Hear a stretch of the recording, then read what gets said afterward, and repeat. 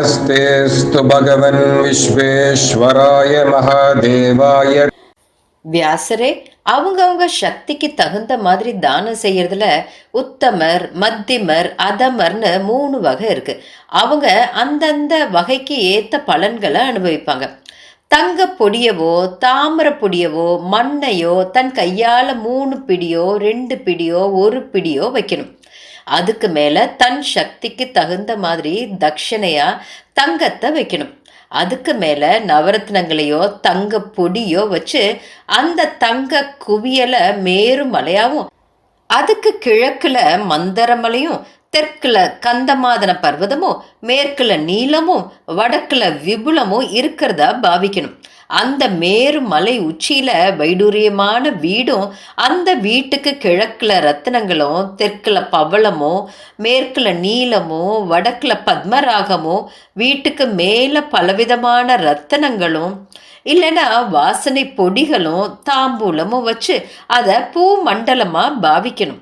அதை சுத்தி இருக்க உப்பு கடலுக்கு உப்பை தூவினா அது ஜம்புத்வீபம். அதை சுத்தி கொஞ்ச தூரத்துல கரும்பு ரசத்தை ஊத்தினா அது பிளக்ஷத்தீவு. அதுக்கு வெளியில நெய்ய ஊத்தினா அது சான்மலித்தீவு. அதுக்கு வெளியில தயிரை ஊத்தினா அது குசித்வீபம். அதை சுத்தி பாலை ஊத்தினா அது சாகத்வீபம். அதுக்கு வெளியில நல்ல தண்ணியை ஊத்தினா அது புஷ்கரத்வீபம். இப்படி 7 தீவுகளோடு இருக்க இந்த பூமியை ஒரு தகுந்த வேதியனுக்கு கொடுக்கணும். வியாச முனிவரே, உத்தமமான நில தான முறையை உனக்கு சுருக்கமா சொன்னேன். இந்த தானத்தை கொடுத்ததுக்கு அப்புறம் தானம் கொடுத்தவர் அவர் கையளவு குண்டத்துல அக்னி வளர்த்து எவை கடுகு எள்ளு இதை கலந்து திக் பாலகர்களுக்கும் நவ கிரகங்களுக்கும் அந்தந்த மந்திரங்களை சொல்லி 3 முறை ஹோமம் செய்யணும். விஷ்ணுவை மகிழ்விக்க 3 முறையும், வருணனுக்கும் வசுவுக்கும் 3 முறையும் ஹோமம் செய்யணும். அதுக்கப்புறம் பூமாதேவிக்கு 1 முறை ஹோமம் செய்யணும்.